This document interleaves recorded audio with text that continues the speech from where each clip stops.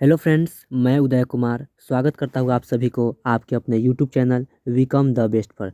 Friends, आज हम लोग इस वीडियो के माध्यम से जानेंगे फ्रांस की क्रांति के बारे में। किसके बारे में? फ्रांस की क्रांति के बारे में।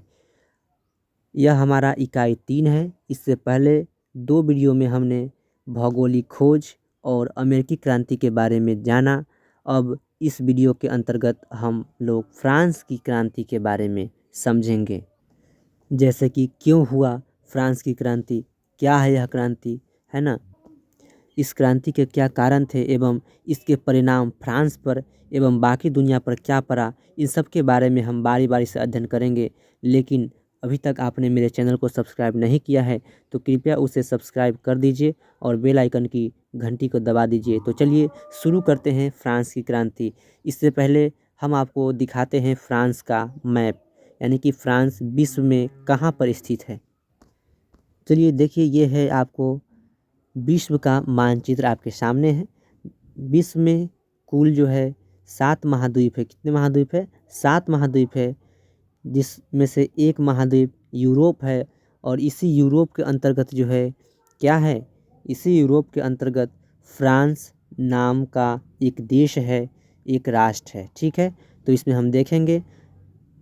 देखिए, विश्व के इन 7 महाद्वीप में पहला आपका सबसे बड़ा महाद्वीप जो है एशिया महाद्वीप है। ठीक है, उसके बाद आपका अफ्रीका महाद्वीप है। क्या है?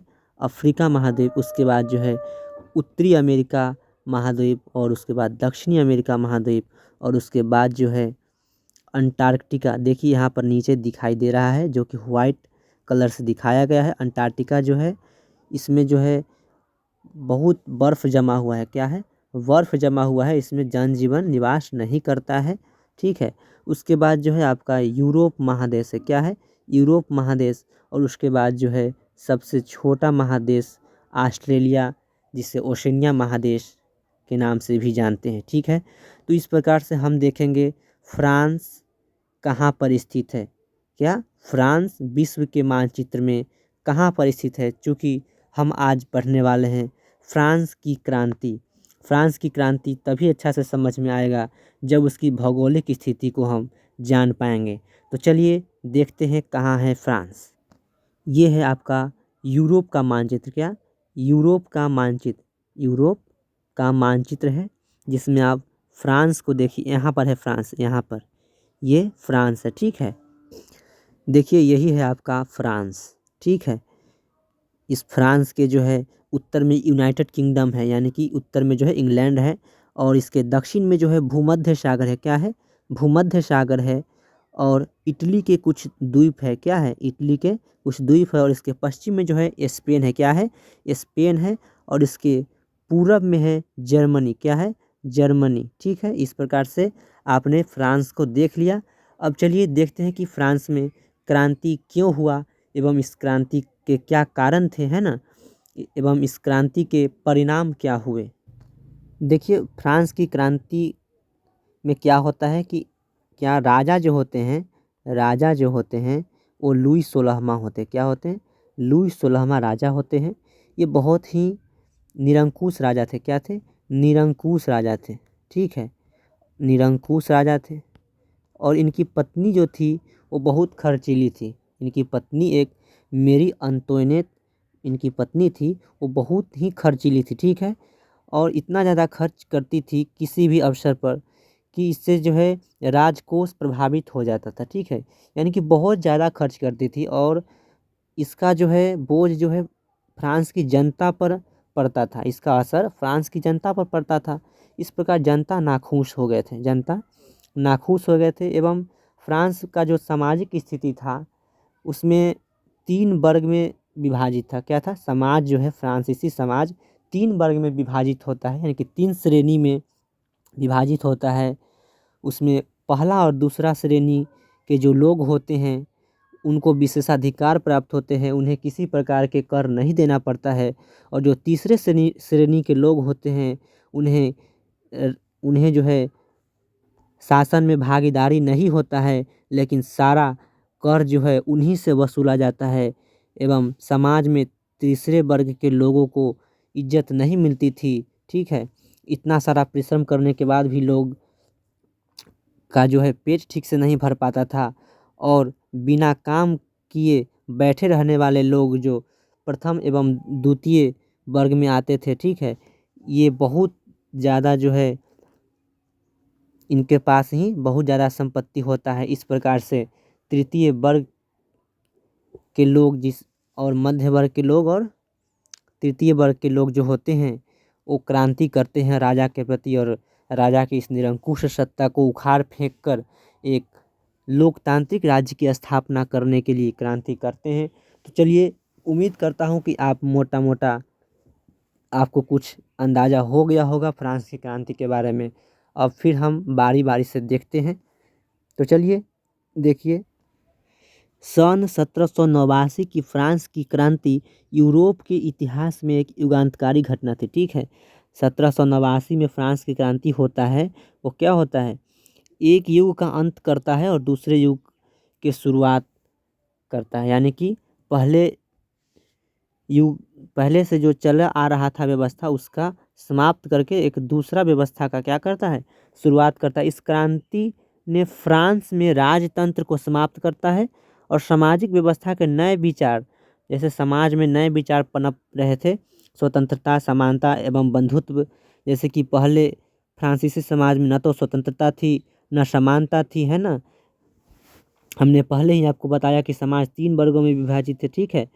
एवं बंधुत्व का भी भावना जो है फ्रांस की क्रांति के बाद फ्रांस में आता है, तथा मानव अधिकार के नए सिद्धांत, यानी कि ये जो है सिद्धांत, एक सिद्धांत आता है इस क्रांति के बाद, जैसे कि आदमी स्वतंत्र पैदा होता है, ठीक है, को प्रतिष्ठित किया गया, यानी इन सब जो है मान्यता दिया गया और यूरोप की पुरानी रीतियों तथा संस्थाओं को चुनौती दी।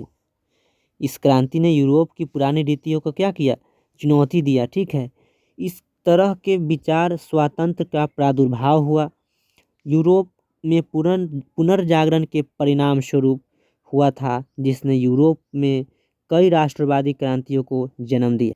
देखिए, ये जो विचार आए थे लोगों में, ये सब कैसे आए, पुनर्जागरण के कारण आए, ठीक है।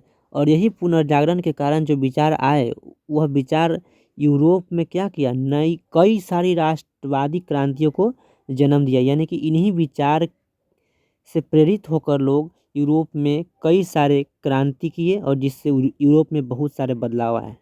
देखिए, ये क्रांतियाँ सामंतवादी एवं निरंकुश शासन व्यवस्था तथा शोषण करने वाली सामाजिक संस्था के खिलाफ थी। ये किसके खिलाफ थी, सामंतवादी एवं निरंकुश शासन व्यवस्था एवं शोषण करने वाली सामाजिक व्यवस्था के खिलाफ थी।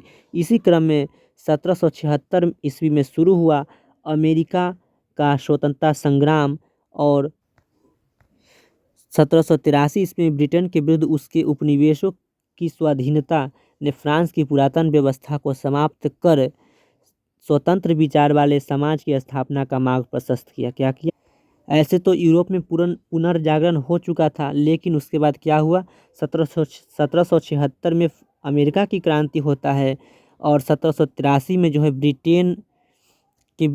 ब्रिटेन के विरुद्ध जो है उनके उपनिवेश की स्वतंत्रता। उसके बाद 1783 में जो है ब्रिटेन के विरुद्ध उसके उपनिवेश जो है वो स्वाधीनता के लिए क्या करते हैं, लड़ाई लड़ते हैं, जिससे कि फ्रांस भी प्रभावित होता है और इससे प्रभावित होकर वह भी जो है अपने फ्रांस में जो है अपने देश में इसी तरह का जो है शासन व्यवस्था लागू करने के लिए राजा के प्रति क्या करता है, राजा के प्रति विरोध करता है और राजा के प्रति जो है क्रांति करता है, ठीक है। अतः अमेरिका के बाद स्वतंत्रता की लहर जो है फ्रांस आई और सैनिकों ने फ्रांस में जनता का साथ दिया। यानी कि अमेरिकी स्वतंत्रता संग्राम में फ्रांस के सैनिक भी भाग लिए थे अमेरिका की मदद करने के लिए, ठीक है। तो जब अमेरिका आज़ाद हो जाता है इंग्लैंड के चंगुल से और जब वह फ्रांस लौटता है, कौन, फ्रांसीसी सैनिक, तो फ्रांस में भी बहुत सारे राजनीतिक व्यवस्था क्या थे, कुछ ऐसा थे कि लोगों के हित में नहीं थे। तो फ्रांसीसी सैनिक अपने यहाँ भी राजा के प्रति क्या किए, विरोध किए एवं किसका साथ दिए, क्रांतिकारी का साथ दिए, ठीक है। देखिए आगे कहता है कि फ्रांस की क्रांति क्यों और कैसे हुई, इसे समझने के लिए हमें तत्कालीन राजनीति एवं समाज का अध्ययन करना होगा। यद्यपि 18वीं शताब्दी में फ्रांस एक शक्तिशाली राज्य था। 18वीं शताब्दी में फ्रांस क्या था? एक शक्तिशाली राज्य था। उसने उत्तरी अमेरिका के एक विस्तृत क्षेत्र यानी कि उत्तर अमेरिका में जो है एक विस्तृत क्षेत्र, पश्चिमी द्वीप समूह और अफ्रीका में मेडागास्कर के टापू पर अधिकार कर लिया था। फ्रांस ने 18वीं शताब्दी में कहाँ पर अधिकार कर लिया था? उत्तरी अमेरिका के एक बड़ा क्षेत्र पर, और उसके बाद पश्चिमी द्वीप समूह पर, और अफ्रीका महादेश के पूरब में जो है एक मेडागास्कर नाम का क्या है? टापू है, यानी द्वीप समूह है, उस पर फ्रांस अधिकार कर लिया था। फिर भी सत्ता के नींव मजबूत नहीं थे। अधिकार तो कर लिया था लेकिन सत्ता की नींव मजबूत नहीं थी, यानी कि वहाँ पर अच्छी तरह से अपना अधिकार नहीं जमा पाया था। ठीक है। लंबे समय तक चले युद्धों के कारण आर्थिक संसाधनों की कमी तथा शासकों की फिजूल खर्ची ने फ्रांस की जनता पर अत्यधिक करों का बोझ डाल दिया और सामाजिक विषमताओं के उत्पीड़न ने उन्हें क्रांति के कगार पर ला दिया। अतः क्रांति के उत्तरदायी कारणों की व्याख्या निम्न तरीके से की जा सकती है। क्रांति के कारणों में पहला है राजनैतिक कारण। क्रांति के ऐसे कई सारे कारण थे, लेकिन पहला इसमें अभी पढ़ना है क्या? राजनैतिक कारण। देखिए राजनैतिक कारण क्या क्या था? निरंकुश एवं अयोग्य शासन। राजा क्या थे? निरंकुश एवं अयोग्य थे, यानी कि उन पर जो है कोई अंकुश लगाने वाला यानी कि कोई रोक लगाने वाला लोग नहीं था। उनका जो मर्जी करता था वैसा वह नियम लगाते थे। ठीक है। संसद की बैठक 175 वर्षों तक नहीं बुलाई गई। संसद यानी कि फ्रांस में संसद था, ठीक है, जिसकी बैठक बुलाना जरूरी था, लेकिन 175 वर्षों तक संसद की बैठक नहीं बुलाई गई, यानी कि राजा जो है क्या निरंकुश हो चुके थे। अत्यधिक केंद्रीयकरण की नीति, यानी कि शक्ति जो है वो केवल एक ही व्यक्ति के हाथ में यानी राजा के हाथ में ही केंद्रित था। ठीक है। स्वायत्त शासन का अभाव, यानी कि शासन विकेंद्रीकरण नहीं था। ठीक है, एक ही व्यक्ति के हाथ में शासन था। मेरी अंतोइनेत का प्रभाव, मेरी अंतोइनेत जो लुई 16वां की पत्नी होती है, ये भी राज कार्य में दखल देती रहती है। ठीक है। देखिए फ्रांस में राजतंत्रात्मक शासन व्यवस्था थी। फ्रांस में क्या था? राजतंत्रात्मक शासन व्यवस्था थी। बुर्बो राजवंश के लुई 14वां के शासनकाल में साम्राज्य की प्रतिष्ठा उच्च शिखर पर थी। फ्रांस में बुर्बो राजवंश पहले जो है, यहाँ पर चूंकि राजवंश का शासन था यानी कि राजतंत्रात्मक शासन था, तो वहाँ पर वंशानुगत शासन व्यवस्था चलता था। ठीक है, यानी कि एक कोई राजा है तो उनके बेटा फिर राजा होंगे, फिर उनके बेटा राजा होंगे, फिर उनके बेटा राजा होंगे। ठीक है, तो इस तरह से वहाँ जो है बुर्बो राजवंश का शासन था। ठीक है, जिसके लुई 14वां के शासनकाल में क्या था? साम्राज्य की प्रतिष्ठा उच्च शिखर पर थी, लेकिन उसके बाद के शासक अयोग्य सिद्ध हुए। लुई 14वां के बाद जो शासक हुए वो क्या हुए? अयोग्य हुए। सन 1774 ईस्वी में लुई 16वां गद्दी पर बैठा। लुई 16वां 1774 में जो है गद्दी पर बैठते हैं, जो अत्यधिक निरंकुश क्या थे? अत्यधिक निरंकुश, फिजूल खर्च एवं अयोग्य थे। उसका विवाह ऑस्ट्रिया की राजकुमारी मेरी अंतोइनेत के साथ हुआ। इनका विवाह किनके साथ हुआ? ऑस्ट्रिया की राजकुमारी मेरी अंतोइनेत के साथ हुआ। ठीक है, इनकी पत्नी कौन थी? लुई 16वां की पत्नी थी मेरी अंतोइनेत, जो उत्सवों में काफ़ी रुपए लुटाती थी। ये मेरी अंतोइनेत जो थी उत्सवों में, यानी कि कोई भी उत्सव होता था उसमें क्या करती थी? बहुत सारे पैसे खर्च करती थी। ठीक है, और अपने खास आदमियों को ओहदे दिलाने के लिए राज कार्य में दखल देती रहती थी। इनका जो रिलेटिव्स था, इनका जो संबंधी लोग थे, उनको जो है राज क्या करते थे? ओहदे दिलाने के लिए, यानी कि उनको जो है बड़े बड़े पद दिलाने के लिए जो है राज कार्य में दखल देती थी। जो राज कार्य में दखल यानी कि राज में जो ओहदे यानी कि जो पद दिए जाते थे योग्यता के आधार पर, वो इन ये जो है राजा को विवश करके जो है क्या करती थी? अपने संबंधी को जो है पद, ऊंचे ऊंचे पद पर जो है नियुक्त करवाती थी। अपने संबंधी को मेरी अंतोइनेत ऊंचे ऊंचे पद पर जो है नियुक्त करवाती थी। और वो क्या थे? वो व्यक्ति चाहे योग्य हो या अयोग्य हो, उसे मेरी अंतोनेट राजा से कहकर ऊंचा पद दिलवा देती थी, जिससे क्या होता था, शासन व्यवस्था अच्छी ढंग से नहीं चल पाता था। ठीक है, कैसे चलेगा, क्योंकि अयोग्य व्यक्ति जिसे कुछ पता ही नहीं है उसे अगर डिस्ट्रिक्ट मजिस्ट्रेट बना दिया जाए तो वह क्या करेगा बेचारा। ठीक है, तो वैसा ही बड़ा बड़ा पद जो था वो मेरी अंतोनेट अयोग्य लोगों को दिलवा देती थी। ठीक है, देखिए, राज्य के वर्साई स्थित महल में 15,000 अधिकारी ऐसे थे जो कोई भी काम नहीं करते थे मगर अपार धनराशि वेतन के रूप में लेते थे। यानी कि राज्य के महल में 15,000 ऐसे क्या थे, अधिकारी थे, वो कोई काम नहीं करते थे लेकिन बहुत ज़्यादा धन लेते थे, यानी कि बहुत ज़्यादा उनको पेमेंट मिलता था। ठीक है, और काम कुछ भी नहीं करते थे। ठीक, राजस्व का 9% इन्हीं पर व्यय होता था, यानी जो राजस्व होता था, जो इनकम होता था पूरे जो है राज्य का पूरे जो इनकम था उनका 9% किन पर खर्च होता था, इन्हीं अधिकारियों पर खर्च होता था जो बैठ के पैसे लेते थे। ठीक है, लुई 16वां के शासनकाल में अमेरिका के तरह उपनिवेशों को ब्रिटेन से आज़ाद कराने में फ्रांस पर, कहता है कि लुई 16वां के शासनकाल में अमेरिका के तरह उपनिवेशों को ब्रिटेन से आज़ाद कराने में फ्रांस पर 10 अरब लिब्रे, लिब्रे क्या था, लिब्रे उस समय फ्रांस की जो मुद्रा थी उसे लिब्रे कहा जाता है। जैसे आज हमारे यहाँ भारतीय मुद्रा का नाम क्या है, रुपया है। क्या है, रुपया है। ठीक उसी प्रकार जो है उस समय फ्रांस में जो मुद्रा था उसका नाम था लिब्रे। ठीक है, से भी अधिक कर्ज बढ़ गया था।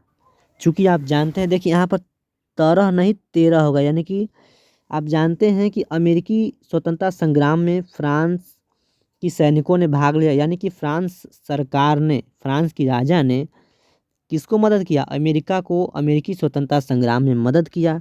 तो अमेरिका में इंग्लैंड के कितने उपनिवेश थे, 13 उपनिवेश थे। तो इन सभी को जो है आज़ाद करवाए कौन, फ्रांस के राजा लुई 16वां।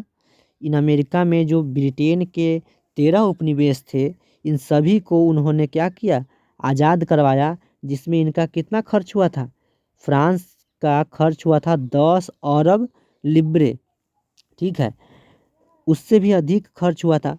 पहले से ही चली आ रही आर्थिक संसाधनों की कमी ने राजा को अपने नियमित खर्च को चलाने के लिए जनता पर करों में वृद्धि के लिए बाध्य कर दिया।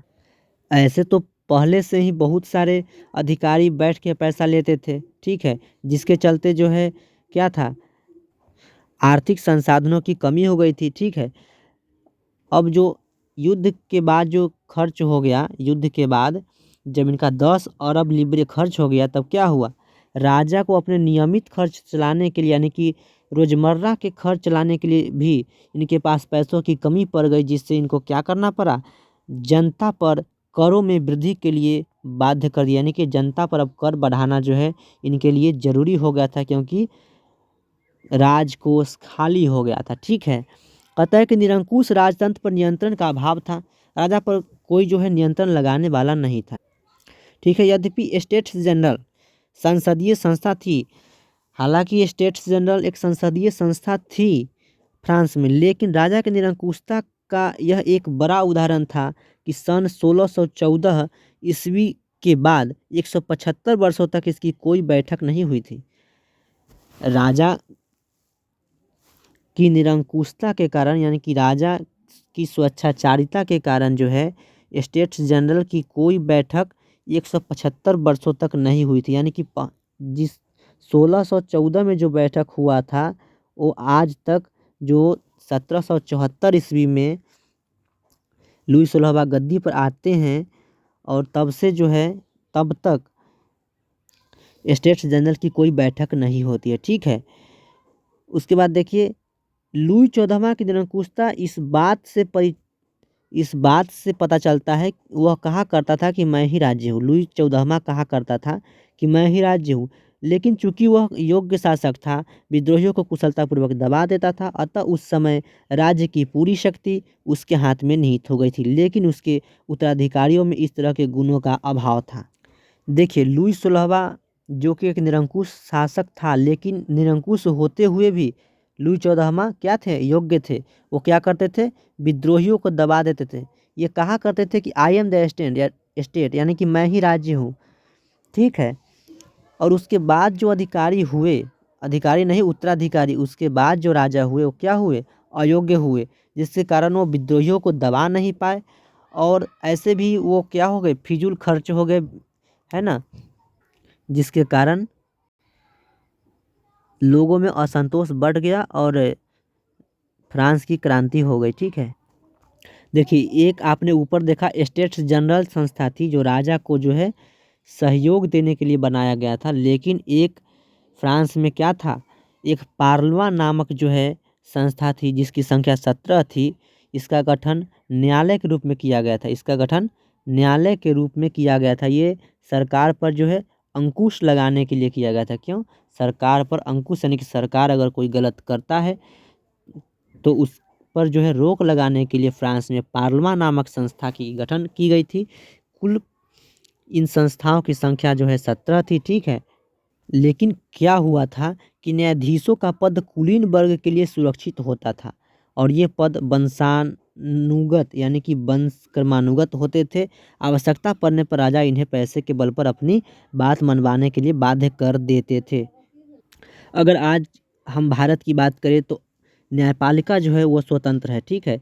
अगर वह कार्यपालिका के अधीन हो जाए तो देश में सर्व प्रमुख कौन हो जाएंगे, सर्व प्रमुख जो है वो प्रधानमंत्री हो जाएंगे और प्रधानमंत्री को जो इच्छा होगा वह कर सकते हैं। लेकिन आज हमारे भारत में ऐसा व्यवस्था है कि न्यायपालिका जो है कार्यपालिका की कार्य का क्या करती है, देख रेख करती है कि वह जो शासन बनाता है वह संविधान के अंतर्गत जनता के हित में है या नहीं, ठीक है।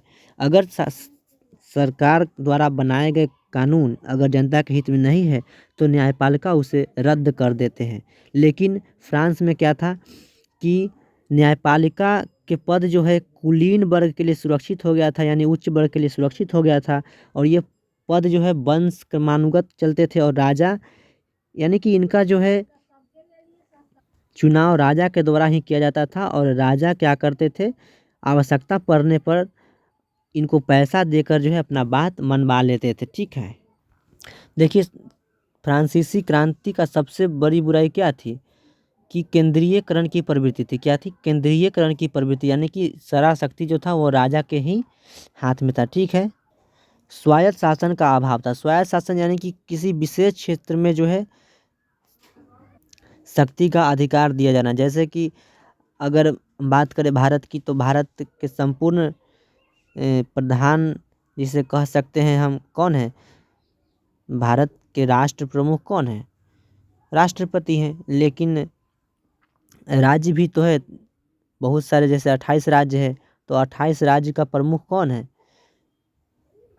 राज्यपाल है और उसके बाद मुख्यमंत्री है। तो इस प्रकार से जो है उस समय शासन का क्या था, ये स्वायत्त शासन, यानी कि अलग अलग डिवाइड करके वहाँ पे शक्ति नहीं थी। सारा शक्ति क्या था, एक ही व्यक्ति यानी कि राजा के ही हाथ में था।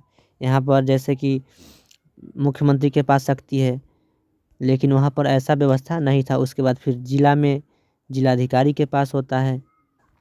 तो इस तरह वहाँ पर जो है क्या स्वायत्त शासन का अभाव था, जबकि पड़ोसी देश इंग्लैंड में इस तरह के शासन का संचालन हो रहा था, ठीक है। यानी कि स्वायत्त शासन कहाँ पर था, इंग्लैंड में था लेकिन फ्रांस में नहीं था और फ्रांस के लोग स्वायत्त शासन ही चाहते थे, ठीक। फ्रांस में हर जगह वर्साय के राजमहल की ही प्रधानता थी। राजा के अलावा मेरी अंतोनेट द्वारा राज शासन का दुरुपयोग किया जाता था जिससे जन साधारण की धारणाएं राजतंत्र के बिल्कुल खिलाफ हो गई थी। यानी कि एकदम जो है पूरे लोग क्या हो गए थे, राजतंत्र के बिल्कुल खिलाफ हो गए थे। और सन 1789 ईस्वी तक आते आते जन साधारण शासन में भाग लेने के लिए उतावला होने लगे। यानी कि लोग भी आम आदमी भी अब शासन में भाग लेना चाहने लगे थे, ठीक है।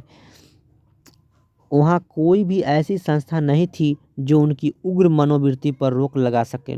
लोग जो है इतना शासन में भाग लेने के लिए उतावला हो चुके थे कि उन्हें रोकने वाला वहाँ पर अब कोई नहीं था, ठीक है। देखिए, अब है आपका सामाजिक कारण। फ्रांसीसी समाज उस समय जो है 3 स्टेट्स अर्थात 3 श्रेणी में बटा हुआ था। कितने श्रेणी में? 3 श्रेणी में बटा हुआ था। प्रथम श्रेणी पादरी के थे जिनकी संख्या जो है लगभग 1,30,000 थी। दूसरे स्टेट्स यानी दूसरे श्रेणी अभिजात वर्ग था, यानी कि दूसरे स्टेट्स को हम अभिजात वर्ग भी कहते हैं, ठीक है, जिसमें 80,000 परिवार या 40 लाख व्यक्ति कह लीजिए, ठीक है। देखिए उस समय फ्रांस की जनसंख्या लगभग 2.5 करोड़ थी। फ्रांस की कुल भूमि का 40% इन्हीं के पास था, यानी कि कुल लोग कितने थे फ्रांस में? उस समय 2.5 करोड़ लोग थे। कितने थे? 2.5 करोड़ लोग थे। लेकिन अगर हम बात करें कि 40% भूमि कितने लोगों के पास थी, तो 40% भूमि जो है मात्र ये हो गया आपका 40 लाख और वो हो गया 1,30,000, यानी कि 41 लाख लोगों के पास 40% भूमि थी और बच गए उधर जो है लगभग 2 लाख 9 2 करोड़, क्या कहते हैं, 2 करोड़ 9 लाख जो है भूमि, 2 करोड़ 9 लाख लोगों के पास जो है वो 60% भूमि थी और 40% भूमि जो है 41 लाख लोगों के पास थी, ठीक है।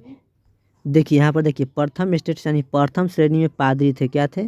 पादरी थे, पादरी। और दूसरे स्टेट्स में कौन थे? कुलीन थे। क्या थे? कुलीन।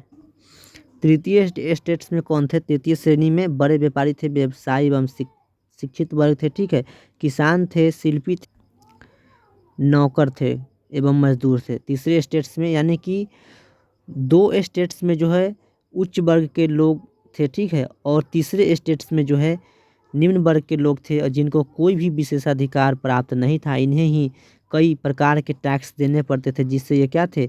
बिल्कुल ही सरकार से नाराज़ थे। इस प्रकार इन्होंने जो है सरकार के प्रति क्या किया? क्रांति शुरू कर दी। देखिए सामाजिक कारण में क्या था? मध्यम वर्ग में राजनैतिक अधिकारों के प्रति सजगता। दूसरा है सामाजिक असमानता से असंतोष। समाज में क्या था? इनको समान इज्जत नहीं दिया जा रहा था, यानी कि इनको जो है कम इज्जत मिलता था और उच्च वर्ग के लोग जिसे पादरी और कुलीन कहते हैं उनको जो है अधिक इज्जत दिया जाता था, ठीक है। तीसरा में कहता है कि कृषकों की दयनीय स्थिति। कृषक बहुत ज़्यादा जो है गरीब हो चुके थे, ठीक है, उनको इतना ज़्यादा टैक्स देना पड़ता था कि ये लोग बहुत ज़्यादा मेहनत करते थे लेकिन इनके पास थोड़ा भी पैसा नहीं होता था, ठीक है। ये लोग भूखे मर रहे थे, जिससे जो है बहुत नाखुश होकर सरकार के प्रति विद्रोह करते हैं, ठीक है। देखिए अगला है आपका आर्थिक कारण।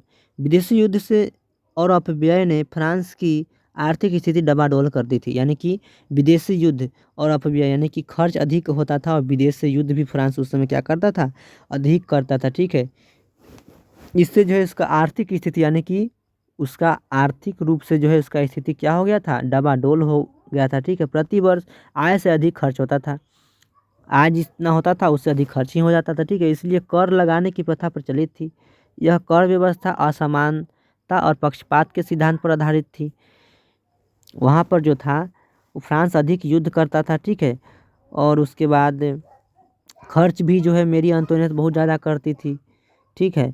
उसके बाद समाज में जो है क्या किया था? कर लगाने का जो प्रथा था ना, यानी कि जो व्यवस्था था वो असमान था, यानी कि उच्च वर्ग के लोग कर से मुक्त थे एवं जो निम्न वर्ग के लोग थे वो अधिक ज़्यादा कर देते थे, ठीक है। इस प्रकार से समाज में जो है असंतुष्ट थे लोग। सरकार जो है पूंजीपति वर्ग को क्या कर देते थे? ठेका दे देते थे और वो लोग जो है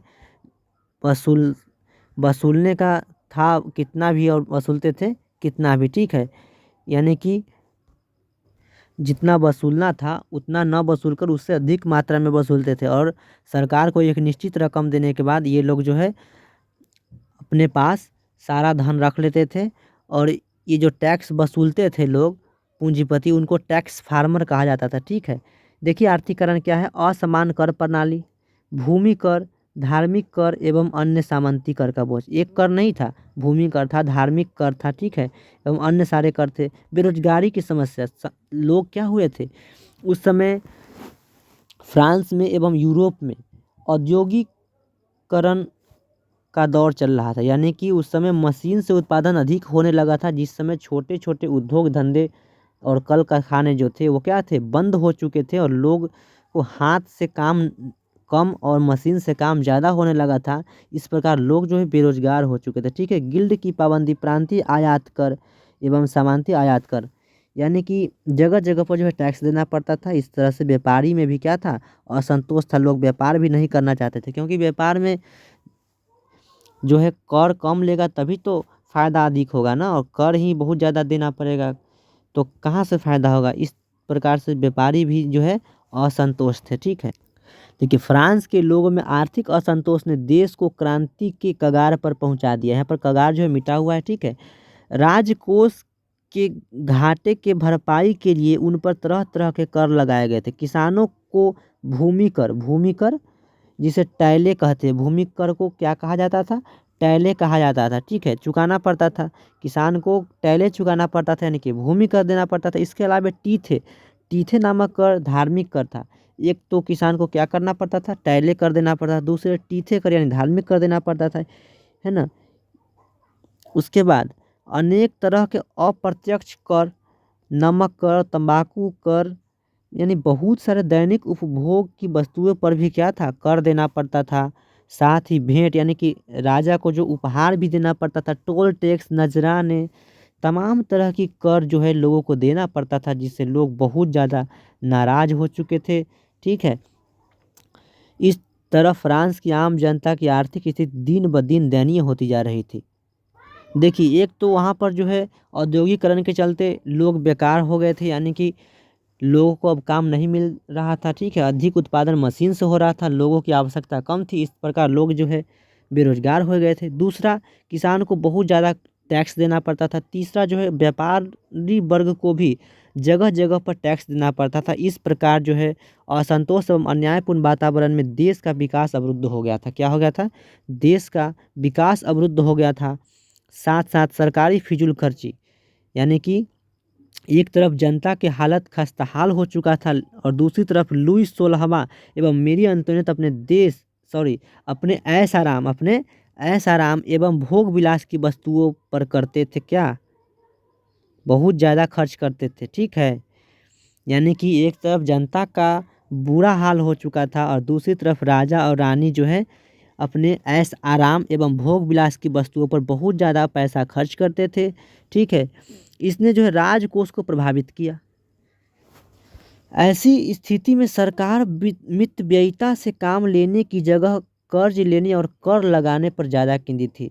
जब इनकम कम होता है तो खर्च भी कम करना चाहिए ना, लेकिन यहाँ पर सरकार ने क्या किया, यहाँ पर उन्होंने अपने खर्च में कोई कमी नहीं की, लेकिन जनता पर और कर का जो है बोझ डाल दिया। उन्होंने क्या किया, जनता पर और कर का बोझ डाल दिया और अन्य देशों से जो है कर्ज लेने लगे, यानी कि अपने ऊपर जो है कोई कष्ट नहीं होना चाहिए राजा को। ठीक है, और जनता पर ही उन्होंने और टैक्स जो है बढ़ा देते हैं। ठीक है, इस कारण से लोग नाखुश होकर क्रांति कर बैठते हैं।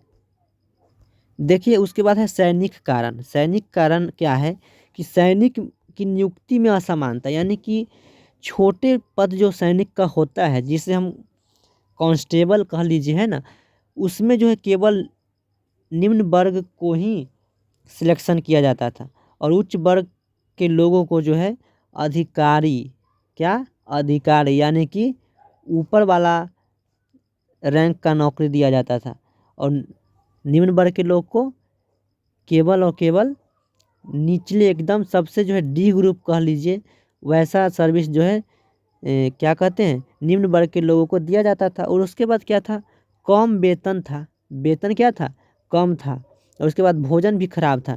यदि सैनिक यहीं क्या रहे, नाखुश रहे, तो देश सुरक्षित रह पाएगा, नहीं रह पाएगा।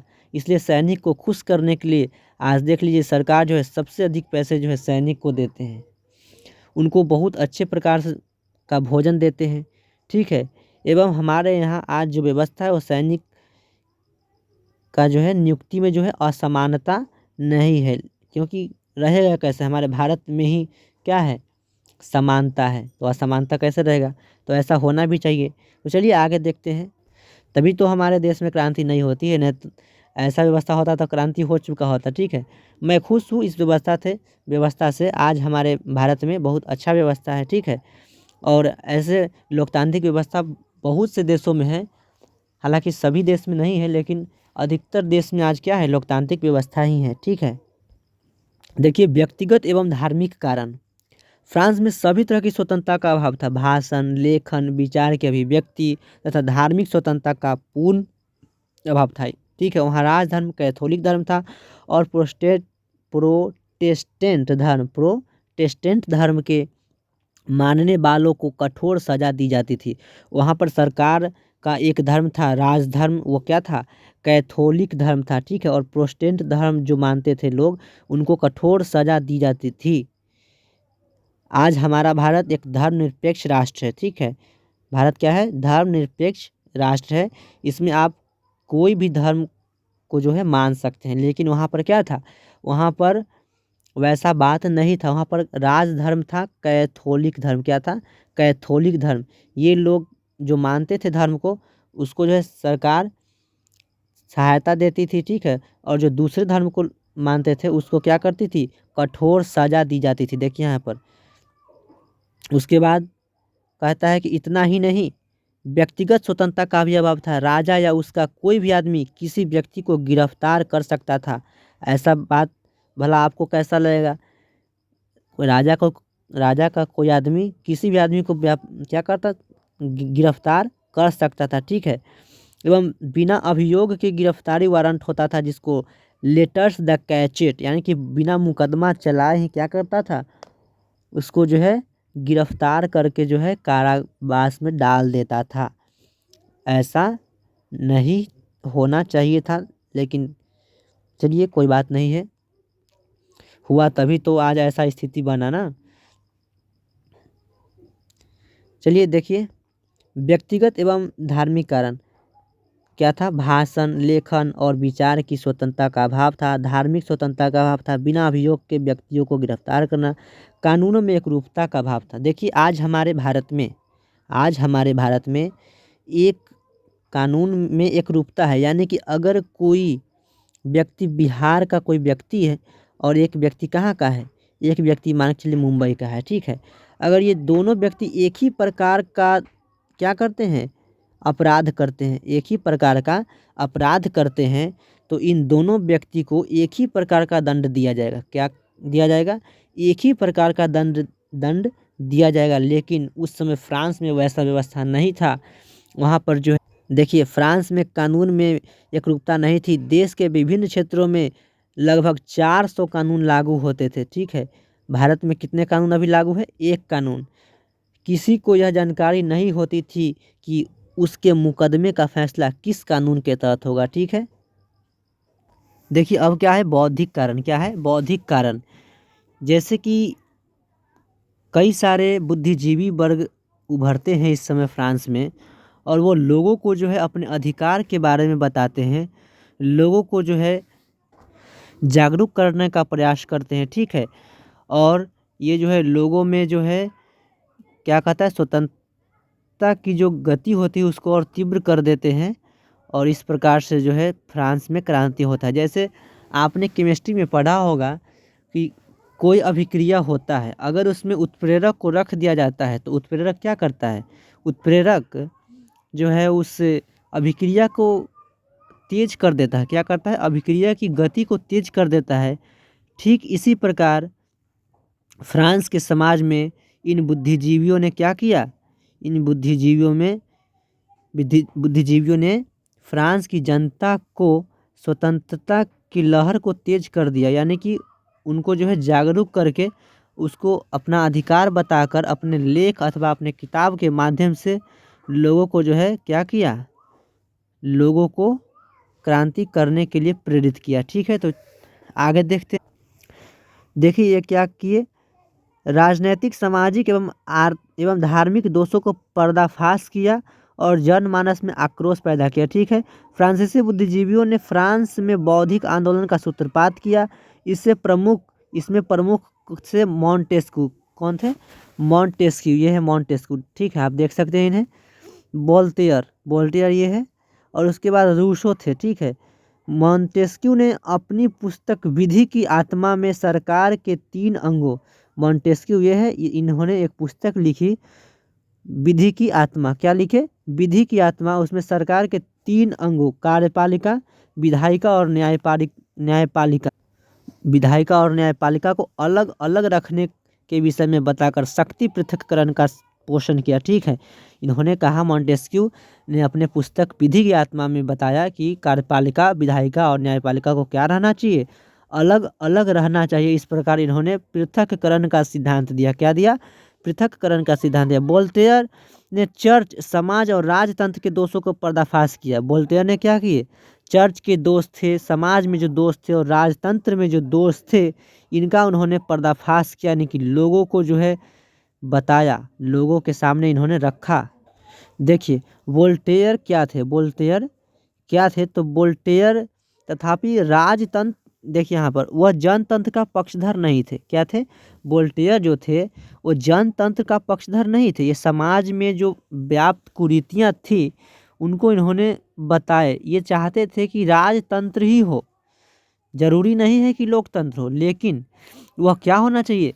प्रजा हित में होना चाहिए। क्या होना चाहिए? प्रजा हित में, यानी कि लोगों के हित में शासन होना चाहिए, चाहे वो कोई भी शासन व्यवस्था रहे, ठीक है। मॉन्टेस्क्यू और वोल्टेयर जो है सुधार चाहते थे। मॉन्टेस्क्यू और वोल्टेयर चाहते थे कि ये जो व्यवस्था है इसमें सुधार हो, लेकिन रूसो जो थे, ये है रूसो, ये है रूसो, आप इन्हें चित्र के माध्यम से देख सकते हैं। ये पूरा परिवर्तन चाहते थे। ये चाहते थे कि व्यवस्था ही पलटकर नया व्यवस्था लाया जाए, ठीक है। उसने अपने पुस्तक सामाजिक संविदा, इनका पुस्तक क्या है? सामाजिक संविदा, सोशल कॉन्ट्रैक्ट, किनका पुस्तक है? रूसो का, में राज्य को व्यक्ति द्वारा निर्मित संस्था और सामान्य इच्छा को संप्रभु माना है। यानी कि इन्होंने अपने पुस्तक में क्या कहा? इन्होंने अपने पुस्तक में बताया कि क्या बताया? राज्य को व्यक्ति द्वारा निर्मित संस्था बताया, यानी कि राज्य का शासन व्यवस्था कैसा होना चाहिए? व्यक्ति की इच्छा अनुसार होना चाहिए, यानी कि व्यक्ति जिस प्रकार का शासन व्यवस्था चाहता है वैसा ही शासन व्यवस्था उन पर लागू होना चाहिए। इस प्रकार से रूसो जो है जनतंत्र के समर्थक थे। किसके समर्थक थे? जनतंत्र के, ठीक है। आगे देखिए, आगे कहता है कि दिदरो के बृहत ज्ञान कोश के लेखों ने फ्रांस में क्रांतिकारी विचारों का प्रचार किया। दिदरो एक जो है बृहत ज्ञान कोश लिखते हैं, उसमें जो है फ्रांस के क्रांतिकारी विचार का प्रचार करते हैं। फ्रांस में कोएजिनो एवं तुर्गो जैसे अर्थशास्त्रियों ने समाज में आर्थिक शोषण एवं आर्थिक नियंत्रण की आलोचना करते हुए मुक्त व्यापार का समर्थन दिया। यानी कि कोएजिनो और तुर्गो एक अर्थशास्त्री थे। इन्होंने आर्थिक शोषण एवं आर्थिक नियंत्रण की आलोचना करते हुए मुक्त व्यापार यानी कि लेसेस फेयर का सिद्धांत का समर्थन किया, ठीक है। फ्रांस की क्रांति के प्रमुख कारणों में से एक प्रमुख कारण क्या है? विदेशी घटनाओं का प्रभाव भी है। जैसे कि इंग्लैंड की गौरवपूर्ण क्रांति, इंग्लैंड में क्रांति हुई थी 1688 ईस्वी में, ठीक है। इसे महान क्रांति या ग्लोरियस रिवॉल्यूशन के नाम से जानते हैं। एवं उसके द्वारा वैधानिक शासन की स्थापना ने, यानी कि इस क्यों क्यों हुआ था यह? वैधानिक शासन की स्थापना के लिए हुआ था क्रांति, ठीक है। इन्होंने फ्रांस में राजनीतिक परिवर्तन का मार्ग प्रशस्त किया, यानी कि फ्रांस में भी वैधानिक शासन चाहते थे लोग। क्या चाहते थे? वैधानिक शासन चाहते थे, यानी कि संविधान द्वारा लिखित शासन चाहते थे। उसके बाद है अमेरिका का स्वतंत्रता संग्राम। अमेरिका के स्वतंत्रता संग्राम में चूंकि अमेरिकी के सहयोग के लिए फ्रांस के सैनिकों ने भी भाग लिया था, अतः उसने जो है वहाँ गणतंत्रात्मक शासन व्यवस्था स्थापित होते हुए देखा था। इस प्रकार से वह अपने देश में भी जो है गणतंत्रात्मक शासन व्यवस्था यानी कि लोकतांत्रिक शासन व्यवस्था चाहते थे। देखिए कारण अब आपने जान लिया। अब कारण जब जान लिया आप, अब देखिए हुआ क्या था, क्या हुआ था? क्रांति का घटनाक्रम, कैसे कैसे जो है क्रांति शुरू होता है, कारण आपने जान लिया। अब देखिए सन 1789 में लुई 16वां को धन की आवश्यकता हुई। इसके लिए 5 मई सन 1789 ईस्वी को उसने स्टेट्स जनरल की बैठक बुलाई। जो स्टेट्स जनरल की बैठक उन्होंने कभी नहीं बुलाते थे, ठीक है। जो 1614 में पहली बार जो है बैठक हुआ था, उन्हें उन्होंने अब बैठक बुलाई कब? 1789 ईस्वी में, ठीक है। इसमें प्रथम एवं द्वितीय स्टेट्स के क्रमशः 300 प्रतिनिधियों एवं तृतीय स्टेट्स के 600 प्रतिनिधियों ने भाग लिया। तृतीय स्टेट्स के लोकतांत्रिक सिद्धांत को आधार बनाकर सभी प्रतिनिधियों के लिए मत देने का अधिकार मांगा। यह राजा द्वारा अस्वीकृत हो गया। तभी तीसरे स्टेट्स के सभी प्रतिनिधि विरोध जताते हुए बाहर निकल गए। देखिए क्या हुआ था कि द्वितीय एवं तृतीय स्टेट्स के 300 लोग थे, उसमें प्रतिनिधि थे, और तृतीय स्टेट्स के 600 प्रतिनिधि थे, ठीक है। 600 प्रतिनिधि थे। तृतीय स्टेट्स के प्रतिनिधि ने राजा से कहा कि आप जो है मत का अधिकार सबको दीजिए और मतदान करवाइए, ठीक है। लेकिन ऐसा विचार जो है राजा द्वारा अस्वीकृत कर दिया गया और तृतीय स्टेट्स के लोग क्या कर दिए? विरोध जताते हुए बाहर निकल गए, ठीक है। 20 जून को जब वे अधिवेशन करने के लिए एकत्रित हुए, तब उन्होंने देखा कि जिस हॉल में उनका अधिवेशन होने वाला था, वहाँ शाही अंगरक्षकों का पहरा था।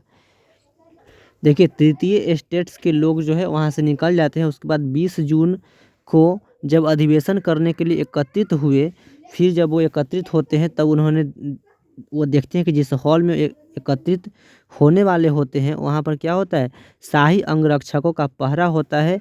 यानी कि राजा का जो है वहाँ पर सेना रहता है। वहाँ पर जो है तृतीय स्टेट्स के लोग को बैठक करने नहीं देता है। और तृतीय स्टेट्स के सभी लोग क्या करते हैं? टेनिस कोर्ट में एकत्रित होते हैं। कहाँ होते हैं? टेनिस कोर्ट में। इन्होंने अपनी सभा को नेशनल असेंबली घोषित किया। और इसने अपनी सभा को क्या किया? नेशनल असेंबली घोषित किया, तथा यह शपथ ली कि राजा की शक्तियों को कम करने वाला संविधान जब तक बनकर तैयार नहीं हो जाता, यह सभा भंग नहीं होगी। यानी कि तृतीय स्टेट्स के लोग जो है एक नेशनल असेंबली नाम का एक जो है क्या बनाया? सभा बनाया। और यहाँ पर ये शपथ लेते हैं कि जब तक राजा की शक्ति को कम करने वाला संविधान बनकर तैयार नहीं होता है, तब तक यह सभा भंग नहीं होगी। यानी कि वह सभा जो है तब तक चलता रहा जब तक संविधान बन नहीं गया। देखिए राजा द्वारा इसे भंग कर सदस्यों को बंदी बनाने की अफवाह उठी, तभी बहुत बड़ी संख्या में लोग वहां इकट्ठे हुए। लोगों का नेतृत्व मिराबेओ एवं ओबेसियो जैसे नेता कर रहे थे। यद्यपि मिराबेओ सामंत परिवार का था, फिर भी वह सामंतों के विशेषाधिकारों को समाप्त करने का पक्षधर था। देखिए एक अफवाह उठता है कि राजा क्या कर देंगे? इस सभा को भंग कर देंगे। जैसे ही अफवाह उठता है वैसे ही वहाँ पर जो है बहुत सारे लोग इकट्ठे होते हैं। और उन लोगों का नेतृत्व कौन करता है? मिराबेओ एवं ओबेसियो। कौन? मिराबेओ एवं ओबेसियो जैसे नेता करते हैं। हालांकि मिराबेओ जो है वो सामंत परिवार का था, सामंत परिवार का था, यानी कि ये भी उच्च परिवार के थे। लेकिन ये क्या करते थे? सामंतों के विशेषाधिकार को समाप्त करना चाहते। ये नहीं चाहते थे कि समाज में असमानता हो, ठीक है। देखिए उसके बाद क्या होता है? बैस्टिल का पतन होता है। बैस्टिल क्या है? तो 14 जुलाई 1789 को क्रांतिकारियों ने पेरिस स्थित राज्य के कारागृह बैस्टिल को घेर लिया। 14 जुलाई 1789 को क्रांतिकारियों ने क्या किया? पेरिस स्थित राज्य के कारागृह बैस्टिल को घेर लिया। यानी कि बैस्टिल क्या है? बैस्टिल जो है कारागृह है। क्या है? कारागृह है, ठीक है। ये जो कि पेरिस में स्थित है। कहाँ? पेरिस जो है फ्रांस की राजधानी है, ठीक है। पेरिस क्या है? फ्रांस की राजधानी है। तो 14 जुलाई 1789 को क्रांतिकारियों ने पेरिस स्थित राज्य के कारागृह बैस्टिल को घेर लिया। बैस्टिल का दुर्ग राजतंत्र की निरंकुशता का प्रतीक था। बैस्टिल यानी कि जो कारावास था, ठीक है, इसके दुर्ग यानी कि किला बहुत ऊंचा था और ये निरंकुशता का प्रतीक था राजतंत्र के। जो राजा के विरोध करते थे उनको राजा जो है इसी कारागृह में डाल देते थे। 4 घंटे डेरा डालने के बाद जो है वे जेल का फाटक तोड़ने एवं बंदियों को मुक्त करने में सफल हुए। जो क्रांतिकारी थे उन्होंने 4 घंटा वहाँ पर रुका एवं उसके बाद क्या किया, जेल का फाटक तोड़ दिया एवं बंदियों को मुक्त कर दिए। ठीक है, बैस्टिल कारागृह की समाप्ति निरंकुश शासन के पतन का प्रतीक था। जैसे ही बैस्टिल नाम का कारागृह था उसका जो है समाप्त होता है, वैसे ही निरंकुश शासन के पतन हो जाता है। ठीक है, फ्रांस में 14 जुलाई को ही स्वतंत्रता दिवस मनाया जाता है। फ्रांस में जो है 14 जुलाई को क्या मनाया जाता है, स्वतंत्रता दिवस। यानी कि इस समय जो है क्या किए थे, क्रांतिकारी राजा के खिलाफ जो है क्रांति किए थे एवं कारागृह से लोगों को जो है मुक्त किए थे। ठीक है, 14 जुलाई सन 1789 के बाद लुई 16वां नाम मात्र के लिए राजा बना। इसके बाद जो है लुई 16वां नाम मात्र के लिए राजा बना रहा और नेशनल असेंबली देश के लिए अधिनियम बनाने लगे। नेशनल असेंबली नामक जो सभा क्रांतिकारियों ने यानी कि तृतीय वर्ग के लोगों ने क्या किया था, बनाया था, ये नियम बनाने लगे। इसी सभा ने 27 अगस्त 1789 यानी कि 27 अगस्त 1789 को मानव और नागरिकों के अधिकार यानी कि the declaration of the rights of man and citizen को स्वीकार किया। इसी सभा ने, कौन सभा, असेंबली सभा ने 27 अगस्त 1789 को मानव और नागरिकों के अधिकार को स्वीकार किया। यानी कि इस सभा ने स्वीकार किया कि मानव का और नागरिक का क्या होना चाहिए, अधिकार होना चाहिए। इस घोषणा से प्रत्येक व्यक्ति को अपने विचार प्रकट करने और अपनी इच्छा अनुसार धर्म पालन करने के अधिकार को मान्यता मिली। जैसे ही ये घोषणा होता है वैसे ही क्या होता है, प्रत्येक व्यक्ति को जो अपना इच्छा के अनुसार धर्म पालन करने का अधिकार मिल जाता है। स्वतंत्रता के साथ प्रेस एवं भाषण की स्वतंत्रता भी मानी गई है ना। अब राज्य किसी भी व्यक्ति को बिना मुकदमा चलाए जो है गिरफ्तार नहीं कर सकता था तथा मुआवजा दिए बिना उसके जमीन पर कब्जा नहीं कर सकता था। पहले मुआवजा दिए बिना ही राजा जो है किसी को जमीन पर कब्जा कर लेते थे, लेकिन अब जो है मुआवजा दिए बिना कब्जा नहीं कर सकते थे। ठीक है, मध्यम वर्ग के लिए सबसे महत्वपूर्ण निश्चय वे थे जिनके अनुसार कर का भार सभी वर्गों पर समान रूप से डालने का निश्चय किया गया। देखिए यहाँ पर क्या होता है, मध्यम वर्ग के लिए सबसे महत्वपूर्ण निश्चय वे थे जिसके अनुसार कर का भार सभी वर्गों पर समान रूप से डालने का निश्चय किया गया। यानी कि पहले जो है कर का भार जो है असमान रूप से व्यक्तियों पर था, अब समान रूप से व्यक्तियों पर जो है लागू किया गया और सभी को निजी संपत्ति रखने का अधिकार दिया गया। पहले जो है सभी को अपने संपत्ति रखने का अधिकार नहीं था, राजा का संपत्ति होता था और उसमें जो है लोग जो है अपना काम करके गुजर बसर करते थे, लेकिन अब जो है प्रत्येक व्यक्ति को संपत्ति रखने का अधिकार दिया गया। फ्रांस के लिए ही नहीं बल्कि पूरे यूरोप के लिए यह क्रांतिकारी घोषणा अत्यधिक महत्वपूर्ण थी। ठीक है, सन 1791 में नेशनल असेंबली ने संविधान का प्रारूप तैयार कर लिया जिसमें शक्ति पृथक्करण के सिद्धांत को अपनाया गया। सन 1791 में नेशनल असेंबली ने क्या किया, संविधान का प्रारूप तैयार कर लिया, इसमें शक्ति पृथक्करण के सिद्धांत को अपनाया गया। ठीक है, उसके बाद इस तरह फ्रांस में संवैधानिक राजतंत्र की स्थापना हुई। क्या हुआ, संवैधानिक राजतंत्र की स्थापना, यानी कि राजा भी होगा लेकिन शासन कैसे चलेगा, संविधान के अनुसार चलेगा। इसी को कहते हैं संवैधानिक राजतंत्र। लेकिन अपने भारत में जो है संवैधानिक गणतंत्र यानी कि राजा कोई नहीं है। ठीक है, राष्ट्र प्रमुख एवं शासन प्रमुख का भी चुनाव होगा। ठीक है, लेकिन वहाँ क्या था, राष्ट्र प्रमुख का चुनाव नहीं था। उसके बाद देखिए, यद्यपि लुई 16वां ने नए संविधान को मान लिया, लुई 16वां क्या किए, नए संविधान को मान लिया, परंतु मिराबियों की मृत्यु के पश्चात देश में हिंसात्मक विद्रोह की शुरुआत हो गई। मिराबियों जो नेता थे ये किसका, नेशनल असेंबली नामक सभा का ये क्या थे, नेता थे। इनका जैसे ही मृत्यु होता है उसके बाद हिंसात्मक विद्रोह शुरू हो जाता है। विदेशों में भी कुलीन वर्गों के द्वारा संविधान का विरोध किया गया, यानी कि विदेश के लोग भी क्या करने लगे, संविधान का विरोध करने लगे। उसमें भी विदेश का कौन सा लोग, कुलीन वर्ग के लोग। ठीक है, अप्रैल 1792 में नेशनल असेंबली ऑस्ट्रिया प्रसा तथा सेबाए के विरुद्ध युद्ध की घोषणा कर दी। 1792 में नेशनल असेंबली किनके किनके बीच, 3 देशों के बीच जो है इन्होंने क्या कर दिया, युद्ध के घोषणा कर दिया, इनके विरुद्ध युद्ध की घोषणा कर दिया। ये देश थे ऑस्ट्रिया, पर्सा एवं सेबाए। इन तीनों के बीच जो है नेशनल असेंबली ने युद्ध की घोषणा कर दी।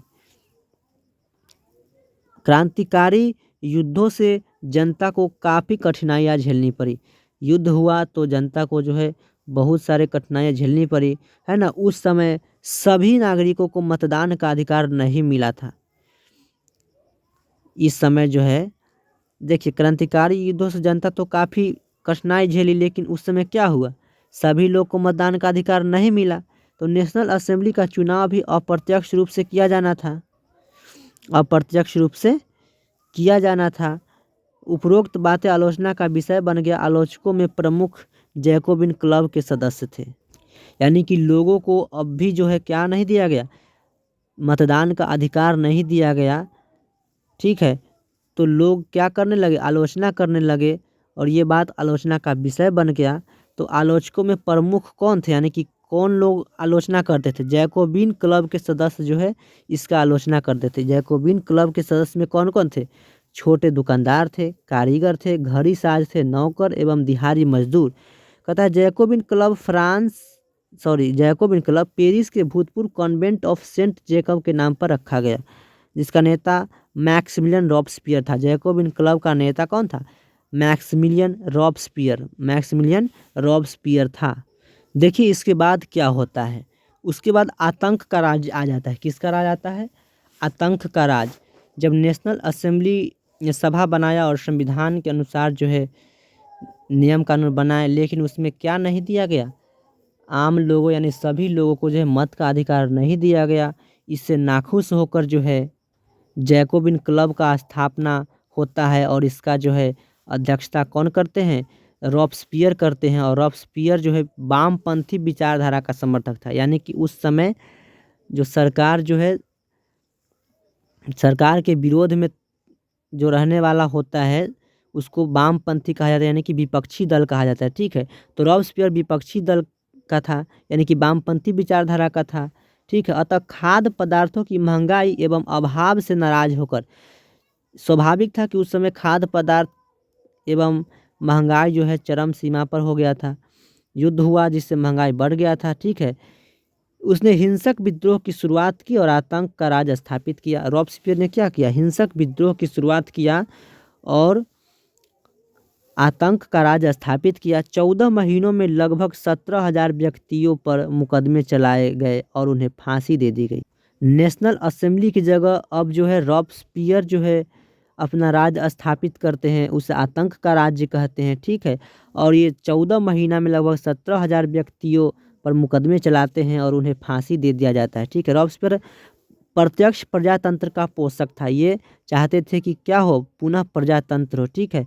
21 वर्ष से अधिक उम्र वालों को मतदान का अधिकार देकर, चाहे उनके पास संपत्ति हो या न हो, चुनाव कराया गया। यानी कि रॉबस्पियर लोकतंत्र के समर्थक थे और इन्होंने 21 वर्ष से अधिक उम्र वाले जितने भी व्यक्ति थे उनको मतदान करने का अधिकार दे दिया गया, चाहे उनके पास संपत्ति हो अथवा न हो, ठीक है। 21 सितंबर 1792 को नवनिर्वाचित असेंबली को कन्वेंशन नाम दिया गया। अब जो नया असेंबली का निर्वाचित होता है उसे क्या नाम दिया जाता है, कन्वेंशन नाम दिया जाता है, तथा राजा की सत्ता को समाप्त कर दिया गया। राजा की सत्ता अब यहाँ पर पूर्ण रूप से समाप्त होता है और रॉबस्पियर का शासन आता है, ठीक है। उसके बाद देशद्रोह के अपराध में लुई 16वां पर मुकदमा चलाया गया। लुई 16वां जो राजा थे, उन पर पहले राजा थे, ठीक है, क्रांति के पहले फ्रांस के राजा थे, उन पर जो है मुकदमा चलाया जाता है। और 21 जनवरी 1793 को उन्हें फांसी पर चढ़ा दिया जाता है। बाद में मेरी अंतोइनेट को भी फांसी दे दी गई, ठीक है। उसके बाद देखिए रॉबस्पियर द्वारा स्थापित आतंक का राज्य अक्टूबर 1793 में उत्कर्ष पर था। रॉबस्पियर का जो है राज्य, जिसे आतंक का राज्य कहते हैं, ये अक्टूबर 1793 में उत्कर्ष पर था, यानी कि अच्छा से फल फूल रहा था। ठीक है। कन्वेंशन द्वारा राष्ट्र की एकमात्र भाषा फ्रेंच घोषित की गई, यानी कि कन्वेंशन जो सभा थी, नई सभा, जो रॉब्सपियर जिसका नेता थे, इनके द्वारा क्या किया गया, राष्ट्र की एकमात्र भाषा फ्रेंच घोषित की गई। ठीक है। कानूनों का संकलन कराया गया, कानून जो है एक जगह पर जो है लिखा गया, है ना। उपनिवेशों में गुलाम बनाकर भेजने की प्रथा समाप्त की गई, प्रथम पुत्र को ही उत्तराधिकार बनाने की प्रथा, इन सबको जो है समाप्त किया गया। राष्ट्र का नया कैलेंडर बनाया गया, 22 सितंबर 1792 से लागू हुआ। ठीक है। इन सभी को रॉब्सपियर ने सर्वोच्च सत्ता की प्रतिष्ठा के रूप में स्थापित किया, परंतु ये अस्थायी सिद्ध हुए। देखिए, रॉब्सपियर ने आतंक का राज्य तो स्थापित कर लिया था, लेकिन ये क्या थे, अस्थायी सिद्ध हुए। उसकी हिंसात्मक कार्रवाइयों की वजह से विशेष न्यायालय ने जुलाई 1794 में उसे मृत्यु दंड दिया। देखिए, इन्होंने राज तो स्थापित कर लिया था, लेकिन वो क्या, हिंसक रूप से स्थापित कर लिया था, जिसके चलते जो है न्यायालय ने हिंसात्मक कार्रवाइयों की वजह से क्या करते हैं, जुलाई 1794 में उसे मृत्यु दंड दे देते हैं। किसको, रॉब्सपियर को। ठीक है। उसके बाद सन 1795 में नया संविधान बनाया जाता है। फिर जो है फ्रांस में क्या होता है, नया संविधान बनाया जाता है, जिसने फ्रांस में गणतांत्रिक शासन की शुरुआत की। जब रॉब्सपियर को जो है मृत्यु दंड दे दिया जाता है, उसके बाद संविधान में 1795 में नया संविधान बनाया जाता है, और जिससे फ्रांस में जो है गणतंत्रात्मक शासन व्यवस्था की शुरुआत होता है। आगे चलकर नेपोलियन बोनापार्ट ने स्वयं को इस गणराज्य का प्रधान घोषित कर अपनी विधि संहिता लागू किया, है ना। उसके सुधार कार्यों ने तत्कालीन फ्रांस के उत्थान में काफ़ी सहयोग प्रदान किया। यानी आगे चलकर जो है नेपोलियन बोनापार्ट इस गणराज्य का प्रधान घोषित स्वयं को कर लेते हैं, और अपनी विधि संहिता यानी कि नियम लागू करते हैं, उनके द्वारा बनाए गए विधि लागू करते हैं, और उनके जो नियम होता है लागू, इस नियम से जो है उस समय फ्रांस में काफ़ी जो है उन्नति होता है, उत्थान होता है, एवं उत्थान होने में काफ़ी मदद पहुंचाता है। तो चलिए, इस तरह से आपने देखा कि फ्रांस के क्रांति के क्या कारण थे, कैसे कैसे क्रांति हुआ, एवं अब हम जानेंगे कि इस क्रांति का परिणाम क्या हुआ। क्या जानेंगे, इस क्रांति का परिणाम क्या हुआ। देखिए, पुरातन व्यवस्था का अंत हुआ। फ्रांस की क्रांति होने के बाद क्या हुआ, पुरातन व्यवस्था का अंत हुआ। उसके बाद धर्मनिरपेक्ष राज्य की स्थापना हुआ। जो पहले जो व्यवस्था, पुराना व्यवस्था था, जिसमें जो है न तो स्वतंत्रता थी, न समानता थी, न बंधुत्व था, इन सब जो है आता है। और धर्मनिरपेक्ष राज्य जो पहले एक ही धर्म का बोलबाला था, अब जो है इस क्रांति के बाद जब नया संविधान लागू होता है, तो धर्मनिरपेक्ष राज्य का उदय होता है। ठीक है। उसमें स्वतंत्रता दी जाती है, लोगों को समानता का अधिकार मिलता है, लोगों को जो है बंधुत्व, यानी कि लोग में जो है एकता होता है, भाईचारा होता है। ठीक है। उसके बाद जनतंत्र की स्थापना होता है। जो पहले प्रजातंत्र नहीं था, पहले जो है राजतंत्र था, क्रांति के बाद जनतंत्र की स्थापना होता है। व्यक्ति की महत्ता, यानी कि लोगों का जो है महत्व बढ़ता है। समाजवाद का प्रारंभ होता है। ठीक है। यानी कि समाजवाद का प्रारंभ होता है, यानी कि लोगों को जो है समाज में वैल्यू दिया जाता है, और समानता का अधिकार दिया जाता है। सरकार द्वारा लोगों को जो है सहायता किया जाता है। ठीक है। वाणिज्य व्यापार में वृद्धि होता है। वाणिज्य व्यापार में वृद्धि होता है। जो पहले व्यापारी वर्ग को जो है जगह जगह पर टैक्स देना पड़ता था, अब लोकतांत्रिक राज्य की स्थापना हो जाने से व्यापारियों को जो है क्या, कर से मुक्त कर दिया गया, और इस प्रकार व्यापार में वृद्धि होती है। यही कारण था कि 19वीं शताब्दी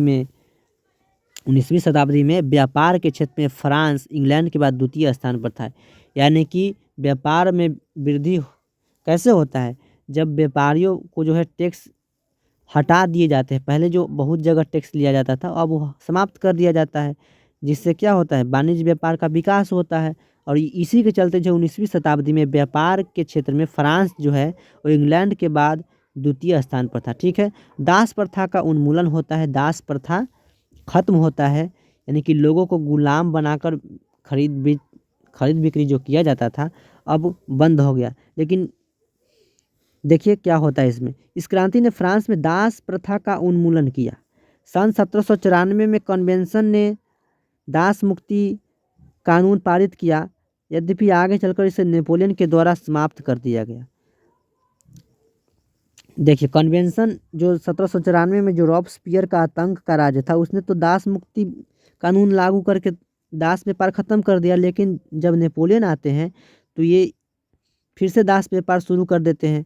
लेकिन अंततः जो है फ्रांस से दास व्यापार कब खत्म होता है, तो सन 1848 ईस्वी में अंतिम रूप से फ्रांसीसी उपनिवेशों से दास प्रथा का उन्मूलन किया जाता है। ठीक है, उसके बाद देखिए सरकार पर शिक्षा का उत्तरदायित्व। पहले राजा पर कोई शिक्षा का उत्तरदायित्व नहीं था, वो जो शिक्षा का प्रबंध वो चर्च में शिक्षा दिया जाता था। ठीक है, लोगों को धर्म की शिक्षा दिया जाता था, लेकिन स्वतंत्रता के बाद अब सरकार पर शिक्षा का दायित्व सौंपा गया। ठीक है, उसके बाद सरकार द्वारा जो है विश्वविद्यालय तथा कई शिक्षण संस्थान एवं शोध संस्थान फ्रांस में खोले गए। देखिए राष्ट्रीय कैलेंडर, जो पहले राजा जो है अपने मर्जी से जो है शासन चलाते थे और उसका कैलेंडर था, उसके अनुसार चलता था, लेकिन अब एक राष्ट्र का कैलेंडर जो है फ्रांस में लाया गया। ठीक है, जिसको ऋतुओं के आधार पर 12 महीनों में बांटा गया, ऋतुओं के आधार पर 12 महीने में बांटा गया। उनका नाम था ब्रूमेयर, थर्मिडार इत्यादि। ठीक है, उसके बाद महिला आंदोलन फ्रांस के समाज में परिवर्तन लाने के उद्देश्य से फ्रांस की क्रांति में महिलाएं भी शामिल हुई थी। फ्रांस की क्रांति में महिलाएं भी शामिल हुई थी। इन्होंने the society of revolutionary and Republican women नामक संस्था का गठन किया। महिलाओं ने the society of revolutionary and Republican women नामक संस्था का गठन किया, जिसमें ओलंप दे गूज नामक नेत्री, देखिए नेता जेंट्स को कहते हैं और लेडीज जो होती है उन्हें नेत्री बोला जाता है। ठीक है, इन्होंने अहम भूमिका निभाई थी। ठीक है, इनके नेतृत्व में महिलाओं को पुरुषों के समान राजनीतिक अधिकार की मांग को स्वीकार कर लिया गया। ये जो है पुरुष के समान महिला को भी अधिकार दिलाने के लिए सरकार से मांग की थी, तो इनके मांगों को जो है स्वीकार कर लिया गया। परंतु राजनीतिक अधिकार शुरू में उन्हें नहीं मिल पाए। फ्रांस की क्रांति ने महिलाओं को अपने अधिकारों के प्रति सजगता का पाठ पढ़ाया, जिसके कारण आगे चलकर वर्षों तक महिला आंदोलन चलता रहा। परिणाम स्वरूप 1946 ईस्वी में फ्रांस की महिलाओं को मताधिकार प्राप्त करने में सफलता हासिल किया। फ्रांस की महिलाओं ने मताधिकार प्राप्त करने में सफलता हासिल किया, यानी कि फ्रांस की महिलाओं को 1946 में जो है क्या दिया गया, मताधिकार दिया गया। क्रांति का प्रभाव न केवल फ्रांस पर पड़ा बल्कि अन्य देशों एवं दुनिया पर भी इस क्रांति का प्रभाव पड़ा। जैसे देखिए यहाँ पर इटली पर प्रभाव, जर्मनी पर प्रभाव, पोलैंड पर प्रभाव और इंग्लैंड पर प्रभाव। किस पर? इंग्लैंड पर प्रभाव। देखिए फ्रांस की क्रांति का प्रभाव सिर्फ फ्रांस पर ही नहीं बल्कि यूरोप के अन्य देशों पर भी पड़ा। नेपोलियन फ्रांस में सुधार के कार्यों को करते हुए अपने विजय अभियान के दौरान जब इटली और जर्मनी आदि देशों में पहुंचा, तब उसे वहां की जनता भी क्रांति का अग्रदूत कहकर स्वागत किया। इसने इन देशों के नागरिकों को राष्ट्रीयता का संदेश देने का कार्य किया। यानी कि नेपोलियन जो कि लोकतांत्रिक फ्रांस का नेता होता है ना, प्रमुख होता है, ये जब फ्रांस में सुधार कार्य करते हुए जब अपने विजय अभियान के दौरान इटली और जर्मनी जाते हैं, तब इटली और जर्मनी के लोग जो है इन्हें क्या कहते हैं, क्रांति का अग्रदूत कहकर स्वागत करते हैं। और उन्होंने इन देशों के नागरिकों को, यानी कि किसने, नेपोलियन ने इटली और जर्मनी के लोगों को जो है राष्ट्रीयता का संदेश दिया। यानी कि राष्ट्र को जो है अपना माना, राष्ट्र को अपना राष्ट्र से जोड़ने का कार्य किया। ठीक है, उसके बाद इटली पर क्या प्रभाव पड़ता है? इटली इस समय कई भागों में बटा हुआ था। किस समय? जो जिस समय फ्रांस की क्रांति हुई थी उस समय इटली जो था वो कई भागों में बटा हुआ था। फ्रांस की इस क्रांति के बाद इटली के विभिन्न भागों में नेपोलियन ने अपनी सेना एकत्रित कर लड़ाई की तैयारी की। देखिए, फ्रांस की इस क्रांति के बाद इटली के विभिन्न भाग में नेपोलियन ने क्या किया? अपना सेना एकत्रित किया और लड़ाई की तैयारी की और इटली राज्य की क्या किया? स्थापना किया। ठीक है, एक साथ मिलकर युद्ध करने से उनमें राष्ट्रीयता की भावना आई और इटली के भावी एकीकरण का मार्ग प्रशस्त हुआ। यानी कि इन्होंने जो इटली कई टुकड़ों में बटा हुआ था उनको और जो है जोड़ने का प्रयास किया और इनके प्रयास के कारण ही जो है आगे चलकर इटली का एकीकरण आसानी से हो पाया। उसके बाद जर्मनी पर प्रभाव। जर्मनी भी उस समय छोटे छोटे 300 राज्यों में विभक्त था। जर्मनी उस समय 300 राज्यों में विभक्त था, जो नेपोलियन के प्रयासों से 38 राज्यों में सीमित हो गया। नेपोलियन जो है इनको एकीकरण करना चाहा तो इन्होंने क्या किया? 300 से 38 टुकड़ों में बांटा, यानी कि जोड़ते जोड़ते जो है 38 टुकड़ा में इन्होंने जोड़ पाया।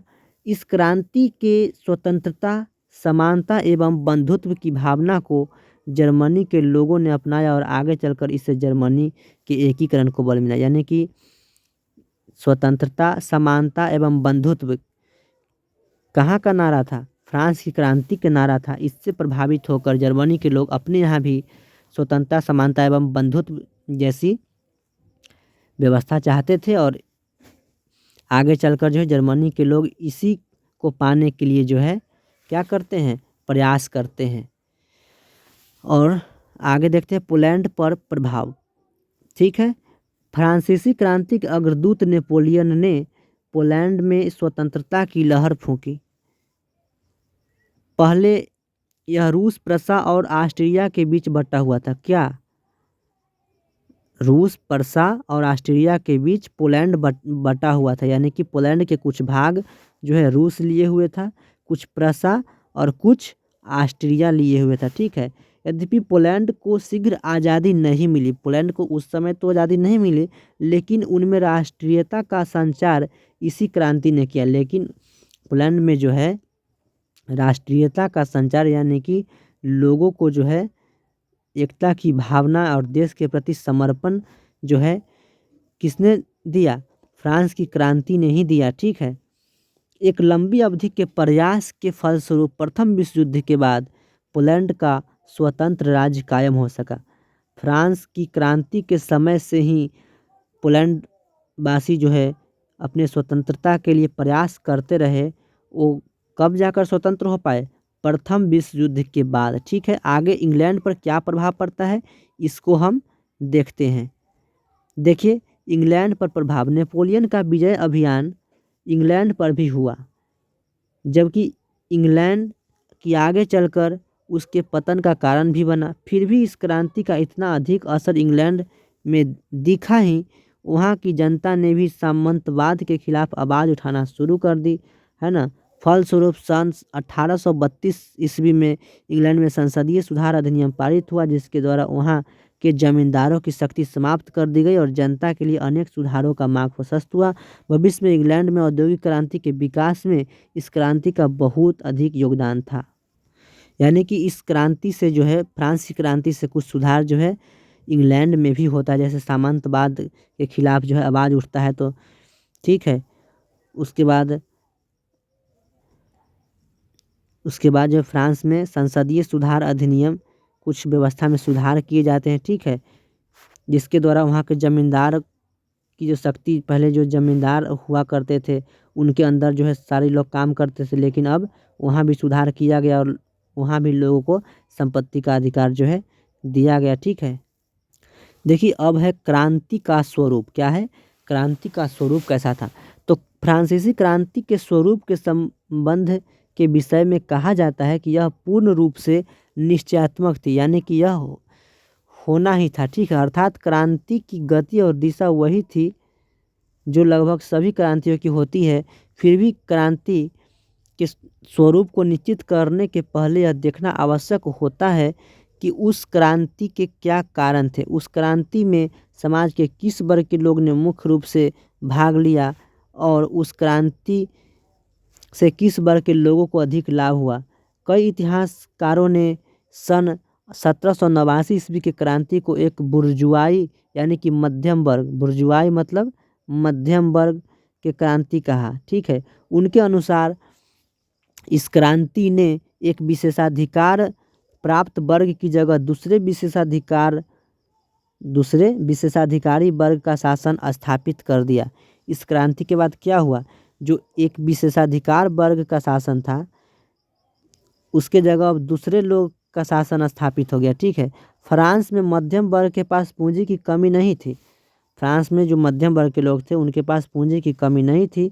ये यदा कदा सरकार को कर्ज देने का भी काम करते थे, लेकिन सत्ता में इनकी कोई भागीदारी नहीं थी।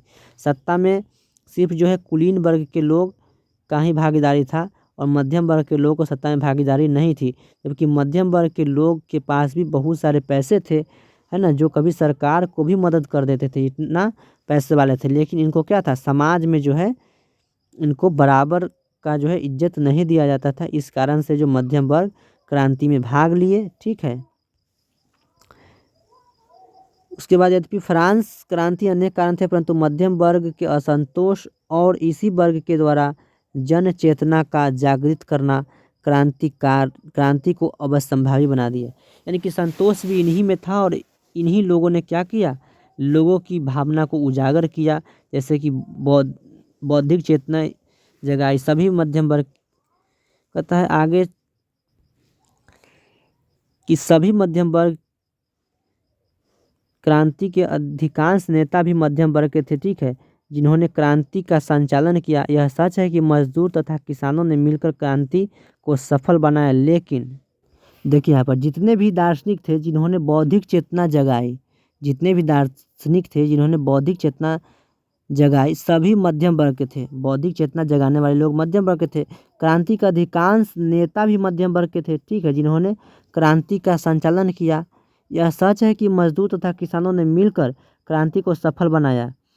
ठीक है, क्रांति का चेतना जगाने का काम मध्यम वर्ग के लोग किए, लेकिन क्रांति में मदद किसान तथा मजदूर भी किए। ठीक है, लेकिन उसके बाद भी सत्ता उनके हाथ में नहीं आई। यानी कि क्या हुआ, जब क्रांति हुआ तो मजदूर वर्ग एवं किसान वर्ग भी क्या किए थे, बहुत योगदान दिए थे। लेकिन इसके बाद क्या होता है, मजदूर और किसान के हाथ में जो है सत्ता नहीं आता है। ठीक है, 4 अगस्त 1789 को जब नेशनल असेंबली द्वारा सामंतवाद की समाप्ति हुई तो उसके द्वारा अपनाई गई आर्थिक नीतियों ने स्पष्ट कर दिया कि क्रांति पर बुर्जुआ वर्ग हावी हो गया है। जैसे ही निम्न वर्ग के लोगों को मताधिकार नहीं दिया जाता है एवं कई सारे अधिकार नहीं दिए जाते हैं, इससे पता चलता है कि ये क्रांति क्या था, बुर्जुआ वर्ग यानी मध्यम वर्ग का क्रांति था और इस पर पुनः जो है मध्यम वर्ग ही हावी हो गया है। ठीक है, इस क्रांति से मध्यम वर्ग को ही लाभ हुआ, साधारण जनता को तो मताधिकार भी नहीं दिया गया। ठीक है, नेशनल असेंबली ने एक कानून बनाकर मिलों में काम करने वाले मजदूरों के संगठन पर प्रतिबंध लगा दिया। नेशनल असेंबली ने क्या किया, कानून भी पारित कर दिया जिससे मिल में जो काम करने वाले लोग थे उनको संगठन बनाने पर भी रोक लगा दिया। ठीक है, मिल में काम करने वाले मजदूरों के संगठन पर प्रतिबंध लगा दिया। क्रांति का नारा स्वतंत्रता, समानता एवं बंधुत्व का प्रयोग पादरियों तथा सामंतों के विशेषाधिकारों को समाप्त करने एवं मध्यम वर्ग के लोगों के लिए विशेष सुविधाएं प्राप्त करने के लिए था। देखिए, पहले जो उच्च वर्ग का शासन था उसे जब खत्म किया गया तो मध्यम वर्ग के लोग अब हावी हो गए। अब निम्न वर्ग को अब सत्ता में जो है भागीदारी नहीं थी। अब फिर जो है क्या होता है, सन 1789 में 89 से 1815 तक शासन पर मध्यम वर्ग का ही अधिकार रहता है। 1789 से 1815 तक मध्यम वर्ग का ही अधिकार रहता है। उसके बाद 1789 से 1815 तक शासन पर जो है मध्यम वर्ग का अधिकार रहता है। यही कारण था कि जैकोबिन दल ने आतंक का राज्य स्थापित किया था। देखिए, पहले तो शासन में उच्च लोग थे जिसे कुलीन अथवा पादरी कह लीजिए, उसमें मध्यम वर्ग को नहीं हिस्सेदारी था और न ही निम्न वर्ग की हिस्सेदारी था। जब 1789 में क्रांति हुआ तो मध्यम वर्ग इस पर हावी हो गए। अब जो है निम्न वर्ग को इस पर अधिकार नहीं था। तो अब निम्न वर्ग के लोग नाखुश हो गए, और इसने क्या किया, जैकोबिन क्लब की स्थापना की। और जैकोबिन क्लब का नेता जो था वो कौन था? जैकोबिन क्लब का नेता जो है वो रॉब्सपियर थे। ठीक है, तो इन्होंने जो है अब तृतीय वर्ग यानी कि निम्न वर्ग के लोग का अधिकार चाहने लगे, किस पर? शासन पर। तो इन्होंने क्या करते हैं, इन्होंने आतंक का राज्य स्थापित किया। क्या किया? आतंक का राज्य स्थापित करके जो है सर्वहारा वर्ग को राजनैतिक तथा आर्थिक अधिकार दिलाने का अस्थायी प्रयास किया। इन्होंने क्या किया, सबको जो है अधिकार दिलाया, लेकिन इनका प्रयास क्या रहा? अस्थायी रहा। ठीक है, उपरोक्त तथ्यों को देखते हुए इतिहासकारों की यह बात तथ्यपरक प्रतीत होती है कि फ्रांस की क्रांति का स्वरूप मध्यम वर्गीय था। फ्रांस की क्रांति का स्वरूप क्या था? मध्यम वर्गीय था, क्योंकि मध्यम वर्ग के लोग ही इसके विशेष कारण के रूप में थे। क्रांति का नेतृत्व भी इन्होंने ही किया और सर्वाधिक लाभ भी इसी वर्ग को हुआ। निष्कर्षतः 1789 की फ्रांस की क्रांति ने फ्रांस में एक ऐसे युग का सूत्रपात किया जिसमें स्वतंत्रता, समानता और बंधुत्व की नींव पड़ी तथा मानवाधिकारों की रक्षा हुई। साथ ही यूरोप के अन्य देश भी इन विचारों से प्रभावित हुए और वहाँ भी सुधारों के एक नए युग का सिलसिला शुरू हुआ। यानी कि उसके बाद जो है फ्रांस की क्रांति के बाद जो है फ्रांस के समाज में लोगों को जो है स्वतंत्रता दिया जाता है, समानता दिया जाता है। ठीक है, उसके बाद लोगों को अधिकार दिए जाते हैं और इस प्रकार से लोगों के हित में शासन व्यवस्था होने लगता है। तो चलिए, इस प्रकार से आपका ख़त्म होता है फ्रांस की क्रांति। और मैं उम्मीद करता हूँ कि आज के इस क्लास से आप लाभान्वित हुए हो। तो अगर आपको यह वीडियो अच्छा लगा तो इसे लाइक कर दीजिए, अपने दोस्तों के साथ शेयर कर दीजिए, और अगर आप मेरे चैनल पर नए हैं तो इस चैनल को सब्सक्राइब कर दीजिए। चलिए, मिलेंगे फिर अगले वीडियो में, तब तक के लिए जय हिंद।